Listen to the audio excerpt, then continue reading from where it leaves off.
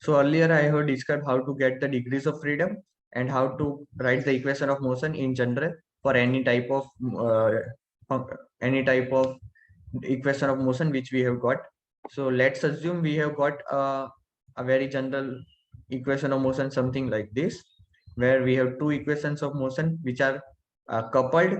How can I say they are coupled, or how do you figure out that these are coupled equation? This is because the x1 is the displacement of first mass and it is appearing on both. So it is going to affect how the movement is going to happen for the first mass and also for the second mass, because it is appearing in both the equations of motion. And similarly, x2 is appearing in both the equations of motion. So it is non-zero in either of the case. So let's represent this in terms of whatever I have written here. This is the equation in terms of matrices. So M matrix or mass matrix, stiffness matrix, which is K, damping matrix, force matrix, and the displacement matrix. Displacement, velocity, and acceleration matrix. So first look, let's start with the mass matrix. So remember that we have only mass matrix where we have all principal element entries and other all terms will be zero. So whatever mass we have in a proper sequence, we just keep on writing it. But this is not the case every time. There can be coupled equations where m1 and m2 can be coupled and we have non-zero diagonal elements possible. But that depends on what the system is given. Then we have damping matrix, which is C matrix.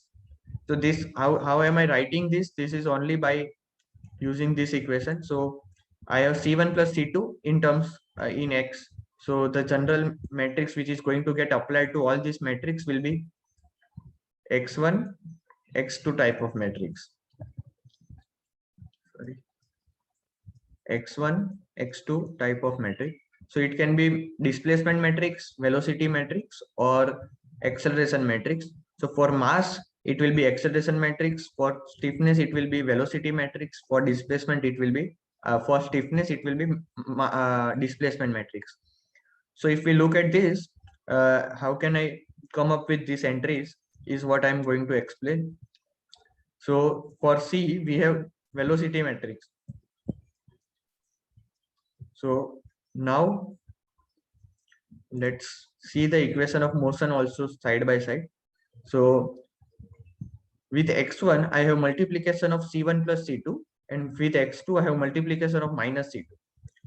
So for when I write it like this, and when the matrix elements will get multiplied, we know that how they are going to get multiplied. This will get multiplied to the first term, the second will get multiplied to the second. So we don't have second, so it will again get multiplied to the same column.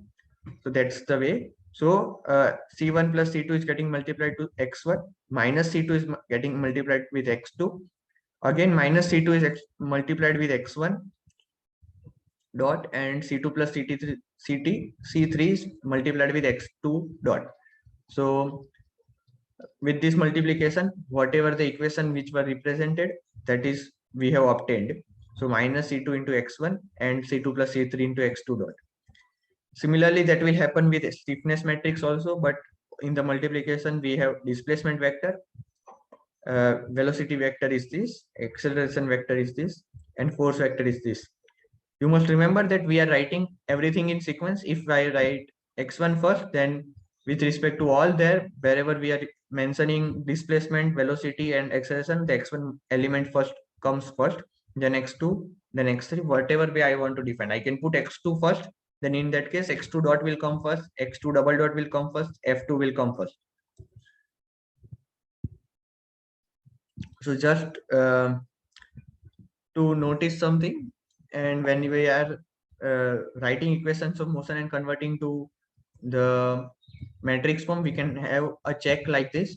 So mass matrix is diagonal matrix while others are not.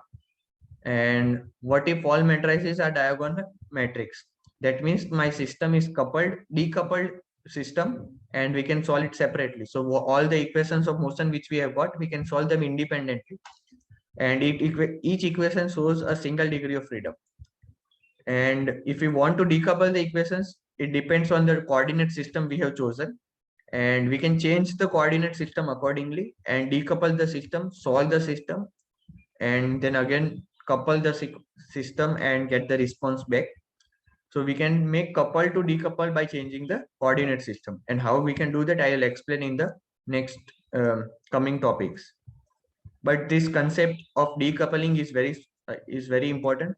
But you should be able to recognize that my system is coupled or decoupled by directly looking at the matrices. So if the diagonal element entries, non-diagonal element entries are zero, that means this is zero, these are zeros.